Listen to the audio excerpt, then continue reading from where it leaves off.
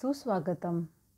तर माझ्या बालमित्रांनो, आज मराठी विषयामध्ये आपण काय शिकणार आहोत? आज आपण शिकणार आहोत नवीन धडा आणि त्या धड्याचं नाव आहे दसरा. तो मेरे प्यारे बच्चों, आज मराठी विषय में हम नया पाठ सीखने वाले हैं और यह पाठ का नाम है दशहरा. चला तर मग करूया सुरुवात. दसरा. भारतात वेगवेगळे सण साजरे केले जातात, हो की नाही? तर बाळांनो, आपल्या भारतामध्ये आपण निरनिराळे सण साजरे करतो. रक्षाबंधन, दिवाळी, होळी, दसरा इत्यादी. आणि प्रत्येक सणाचे एक वेगळे महत्त्व असते. तो मेरे प्यारे बच्चों, भारत में विभिन्न त्योहार मनाए जाते हैं. रक्षाबंधन, दिवाली, होली, दशहरा आदि. हर त्योहार का एक अलग महत्त्व है. तर आता आपण या पॅरेग्राफमध्ये आलेला कठीण शब्द लिहिणार आहोत मराठीच्या वहीमध्ये. तर सगळ्यांनी मराठीच्या वहीमधलं नवीन पान उघडायचं आहे आणि आजची दिनांक टाकायची आहे, म्हणजे तारीख. डेट लिखनी है आपको और ये कठिन शब्द हम लिख रहे हैं मराठी नोटबुक में. तर पहिला शब्द आहे सण. सण म्हणजे उत्सव, फेस्टिवल. चला आता आपण पुढचा पॅरेग्राफ परिच्छेद पाहूया. दसरा हा एक मोठा सण आहे. तर बाळांनो, हा आपला एक मोठा सण आहे. या दिवशी रामाने रावणाला मारले आणि सीतेची सुटका केली, याकरिता लोक हा सण साजरा करतात. तर या दिवशी काय केलेलं श्रीरामांनी? तर प्रभू श्री रामचंद्रांनी रावणाचा वध केला होता, म्हणजे रावणाला मारले होते आणि सीतेची सुटका केली होती. यासाठी लोक हा सण साजरा करतात. या दिवशी शारदा पूजनही करतात. शारदा ही ज्ञानाची देवता आहे. तर शारदा ही ज्ञानदेवता आहे. दशहरा एक बड़ा त्योहार है. इस दिन लोग इस त्योहार को मनाते हैं क्योंकि प्रभु श्री राम जी ने रावण का वध किया और सीता को मुक्त किया. इस दिन शारदा पूजन भी किया जाता है. शारदा ज्ञान की देवता है.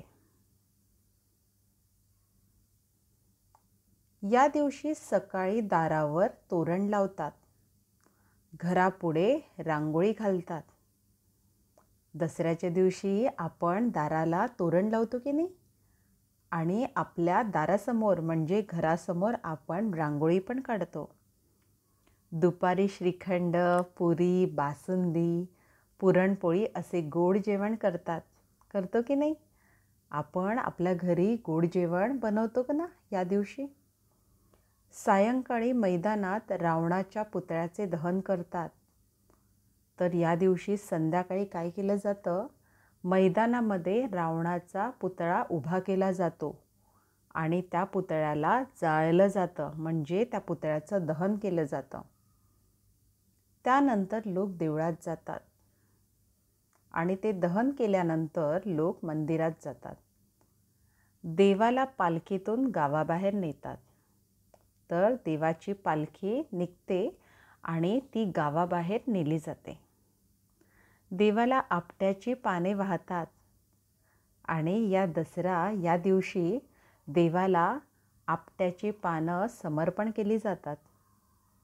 या दिवशी या पानांना सोने समजतात आणि या आपट्याच्या पानांना आपण या दिवशी काय मानतो? आपण सोने समजतो. लोकही एकमेकांच्या घरी जाऊन सोने म्हणून आपट्याची पाने देतात, शुभचिंतन करतात.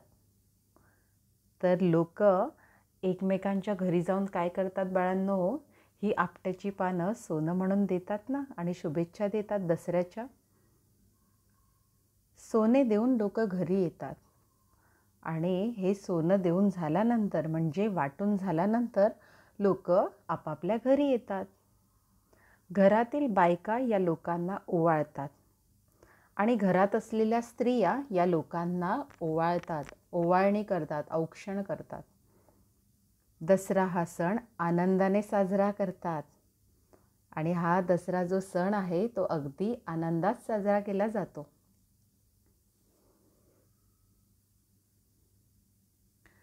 तो मेरे प्यारे बच्चों, इस दिन सुबह दरवाजे पर तोरण लगाया जाता है।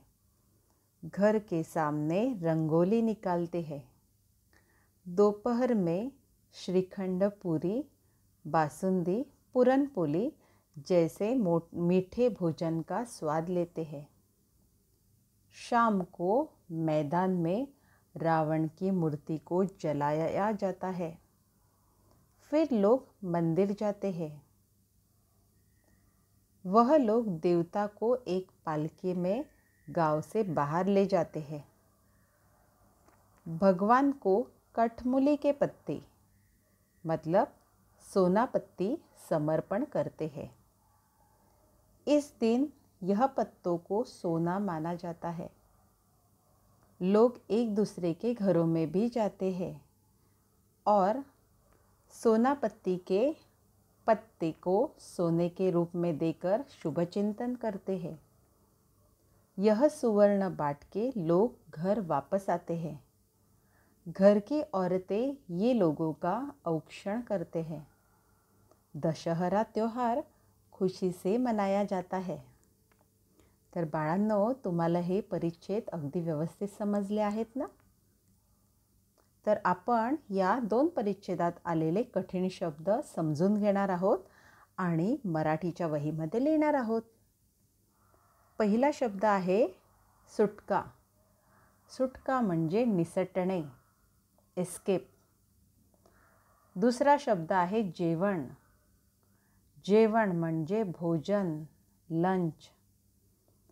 तिसरा शब्द आहे सोने. सोने म्हणजे सुवर्ण, गोल्ड. आणि चौथा शब्द आहे बळ. बळ म्हणजे शक्ती, पॉवर. तर सगळ्यांनी हे कठीण शब्द अगदी स्वच्छ आणि सुंदर अक्षरात लिहिले आहेत ना? चला, तर आता आपण पुढे पाहूया. बंगालमध्ये अश्विन शुद्ध षष्टीपासून सुरू झालेल्या दुर्गापूजेची सांगता या दिवशी होते. कोलकाता शहरात दुर्गेच्या भव्य मूर्तीच्या मिरवणुका काढल्या जातात.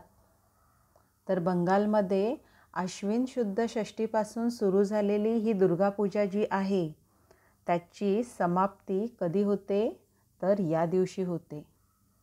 तसंच कोलकाता शहरामध्ये दुर्गा मातेची भव्य मूर्तीची मिरवणूक काढली जाते आणि नंतर या मूर्तींचं नदीमध्ये विसर्जन केलं जातं. म्हैसूर संस्थानचा विजयादशमी सोहळा संपूर्ण भारतात प्रसिद्ध आहे. तसंच म्हैसूर संस्थानामध्ये विजयादशमी म्हणजे दसरा हा सोहळा संपूर्ण भारतात प्रसिद्ध आहे. तो मेरे प्यारे बच्चों, बंगाल में दुर्गा पूजा अश्विन शुद्ध षष्ठी पर शुरू होती है और इस दिन मतलब दशहरे के दिन समाप्त होती है. कोलकाता में माता दुर्गा की भव्य मूर्ति की शोभा यात्रा निकालते हैं और नदी में मूर्ति का विसर्जन करते हैं. मैसूर संस्थान का विजयादशमी समारोह पूरे भारत में प्रसिद्ध है. महाराष्ट्रात शमी वृक्ष फारसे आढळत नाहीत. तर महाराष्ट्रामध्ये शमी नावाचं जे झाड असतं ते फारसं आढळत नाही. त्यामुळे आपटा या वृक्षाची पूजा करून ती पाने वाटतात. म्हणून शमी वृक्ष न सापडल्यामुळे आपटा या वृक्षाची पूजा करतात आणि ती पानं या दिवशी वाटली जातात. उत्तर भारतात विजयादशमीच्या दिवशी मोठ्या पटांगणात फटाके आणि शोभेची दारू भरलेले रावण, कुंभकर्ण व इंद्रजित यांचे पुतळे उभे केले जातात. तर या दसऱ्याच्या दिवशी काय केलं जातं, मोठ्या पटांगणात म्हणजे मोठ्या मैदानात फटाके आणि शोभेची दारू भरलेले हे पुतळे उभे केले जातात. कोणाकोणाचे पुतळे असतात? रावण, लंकापती रावणाचा असतो. कुंभकर्ण हा रावणाचा भाऊ आणि इंद्रजित हा रावणाचा मुलगा. तर या तिघांचे पुतळे उभे केले जातात.